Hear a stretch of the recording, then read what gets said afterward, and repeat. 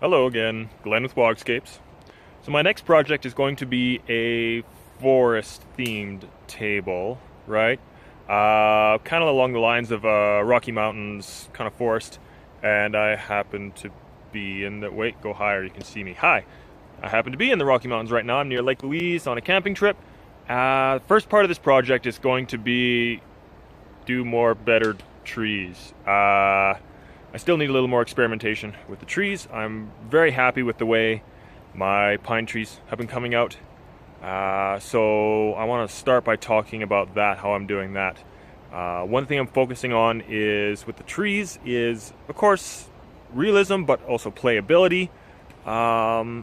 So, hey, look, trees.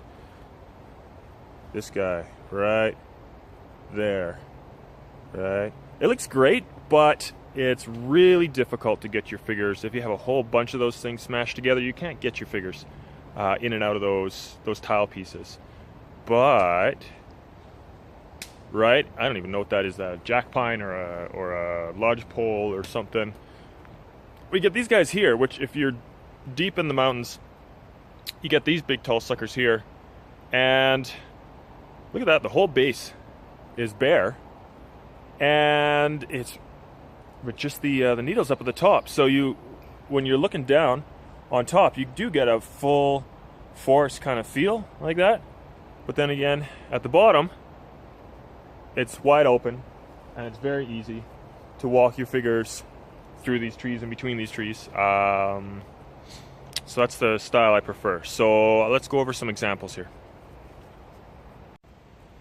So another important part about any terrain or any artistic process really is that being able to take a step back and critique your work or have someone else critique your work, right?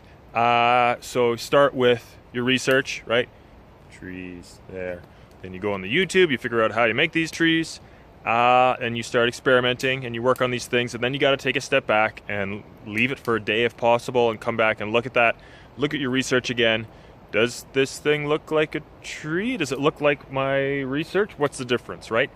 So something I want to point out that most people miss when they're working on their trees, I'm going to have to turn the camera around for this, boop, is that you can see through these trees. Like here, this looks like, yeah, there's dense trees. You can't see through them, right? Well, no, let's go up here. Look at that. You can only see, like, of that whole area, like 50% of it is tree, 50% of that is sky, right? Trees are not completely solid, and you see a lot of people making their trees and you cannot see through them. Look at that. Look how much you can see through that tree. Let's move around. Right? So that is something that I'm going to be focusing on while I am experimenting on my trees. And maybe it just looks terrible. Or not, I don't know. Right. And whoop, I'm back in my studio now. Some examples of some trees that I've made already. This was an early attempt at a pine tree, but again, same thing. I've got that that blank area here, so you can fit your models into here. Here's a Angry Marine for scale. Right, and not 100% full, but even that is actually more full than I would want it to, but I don't want it to look too weeny, right? So one example, you can hold it up to the light too, get a better idea of right, how transparent it is. Right.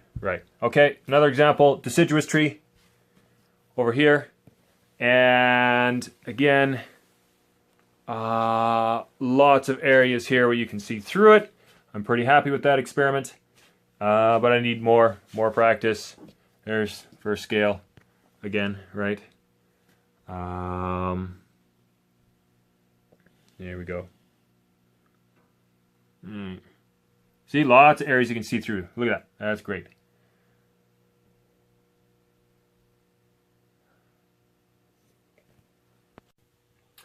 So over the next little while, that's what I'm going to be focusing on. Two things will be experimenting with the trees and working on the new table, the new tiles, and ground cover everything else. But yeah, that's it. Thank you very much for watching. Stay tuned, like, subscribe, favorite, talk about me on Facebook, talk about my facial hair or something. Yeah, that's it. Thanks. Cheers.